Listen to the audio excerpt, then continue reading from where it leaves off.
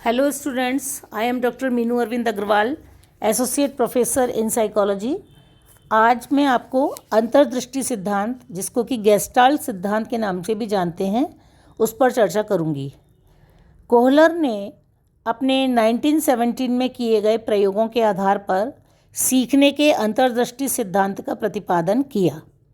उसके ये प्रयोग दृष्टि विभेदीकरण यानी विजुअल डिस्क्रिमिनेशन पर थे। प्रयोग मुर्गियों एवं वन मानुषों पर किए गए। उन्होंने अपने प्रयोगों द्वारा यह सिद्ध किया कि वन मानुष सूझ के द्वारा सीखते हैं, अंतर्दृष्टि के द्वारा सीखते हैं। उन्होंने जो प्रयोग करे उसमें जो कुछ प्रचलित प्रयोग हैं उस पर चर्चा करूंगी। सबसे पहले आपको एक प्रयोग बताऊंगी जो उसने अपने प्रयोग में वन मानुष, जिसका नाम सुल्तान था, उसको एक पिंजड़े में बंद किया। ये अपने पिंजड़े में थोड़ा बहुत घूम फिर सकता था। पिंजड़े से बाहर कुछ दूरी पर केला रख दिया गया जो पिंजड़े में से साफ दिखाई देता था। पिंजड़े में एक छड़ी भी डाल दी जिससे केला खींचा जा सकता था, परंतु हाथ से सुल्तान पिंजड़े के बाहर रखे केले को प्राप्त नहीं कर सकता था। कुछ देर हाथ से केला प्राप्त करने का प्रयास करता रहा, फिर छड़ी से कुछ देर खेलता रहा। अचानक उसमें सूझ उत्पन्न हुई। उसने तुरंत छड़ी की सहायता से केले को खींचकर खा लिया। दूसरे प्रयोग में केले को पिंजड़े से इतना दूर रखा गया कि उससे वह एक छड़ी से नहीं खींच सकता था। पिंजड़े में 2 छड़ियाँ रख दी गईं जो एक दूसरे से फिट होकर जुड़ सकती थीं। शेष परिस्थितियाँ पहले प्रयोग की ही भांति थी। सुल्तान ने दोनों छड़ियों से अलग अलग केला खींचने का प्रयास किया, फिर असफल होने पर उसने केला खींचने का प्रयास छोड़ दिया और दोनों छड़ियों से खेलने लगा। खेल खेल में दोनों छड़ियाँ एक दूसरे से जुड़ गईं। सुल्तान ने इस जुड़ी हुई लंबी छड़ी की सहायता से केला पिंजड़े की ओर खींच लिया और उसे खाया। जब प्रयोग को अगले दिन दोहराया गया तो सुल्तान को 2 छड़ियों को जोड़ने में अपेक्षाकृत कम समय लगा।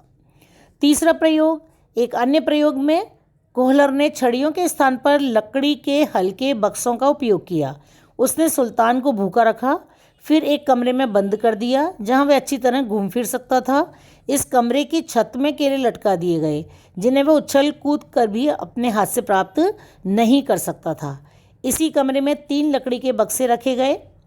सुल्तान जब उछल कूद करके भी केले प्राप्त न कर सका तो उसे एकाएक बक्सों को देखकर एक युक्ति सूझी। उसने केले के नीचे एक बक्सा रखा, फिर दूसरा और फिर तीसरा।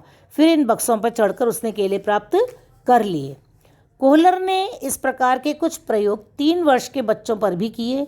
इन प्रयोगों के निरीक्षण के आधार पर इस निष्कर्ष पर पहुंचे कि समस्याओं का एकाएक समाधान सूझ का ही परिचायक नहीं, अपितु समस्याओं के प्रति प्रतिक्रिया में पूर्ण और संगठन का नियम का कार्य करता है।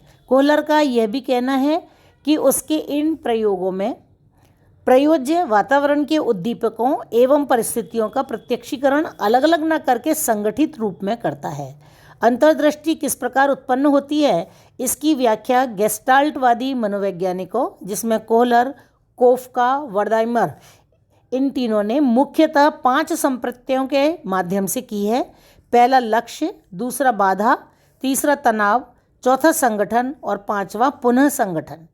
कोई व्यक्ति समस्या का अनुभव तब करता है जब वह लक्ष्य प्राप्त होने में बाधा देखता है। बाधा की उपस्थिति में उसमें तनाव उत्पन्न होता है। व्यक्ति में तनाव कितना होगा यह लक्ष्य के महत्व और लक्ष्य की स्पष्टता पर निर्भर करता है। महत्व और स्पष्टता जितनी ही अधिक होंगे, व्यक्ति तनाव का अनुभव उतना ही अधिक करेगा। तनाव के कारण ही व्यक्ति बाधा को दूर कर लक्ष्य तक पहुंचने के लिए प्रयास करता है। व्यक्ति लक्ष्य को प्राप्त करने के लिए उतना ही अधिक प्रयास करता है जितना कि उसमें अधिक तनाव होता है। तनाव के कारण व्यक्ति में समस्या अथवा स्थिति का प्रत्यक्ष परक संगठन और पुनर्संगठन होता है। संगठन और पुनर्संगठन की प्रक्रियाएं व्यक्ति में तब तक चलती रहती हैं जब तक कि वह व्यक्ति लक्ष्य को प्राप्त नहीं कर सकता या लक्ष्य की प्राप्ति का स्पष्ट प्रत्यक्षीकरण न हो जाए। यदि सुल्तान कम भूखा हो तो निश्चय ही केले की आवश्यकता कम, साथ ही तनाव, संगठन, पुनर्संगठन कम होंगे और फलस्वरूप अंतर्दृष्टि भी कम उत्पन्न होगी। यह भी देखा गया है कि समस्यात्मक स्थिति का प्रत्यक्षीकरण प्रयोज्य जितने ही अधिक दृष्टिकोणों से करता है, अंतर्दृष्टि उतनी ही अधिक उत्पन्न होती है। विर्च 1945 ने कोहलर के छड़ियों वाले प्रयोग को 6 चिंपांजियों पर दोहराया। अपने इस प्रयोग में विर्च ने देखा कि पूर्व अनुभव का अंतर्दृष्टि और समस्या समाधान में महत्वपूर्ण स्थान है। अंतर्दृष्टि से संबंधित समस्याओं के अध्ययन आगे चलकर समस्या समाधान संबंधी अध्ययनों में परिवर्तित हो गए।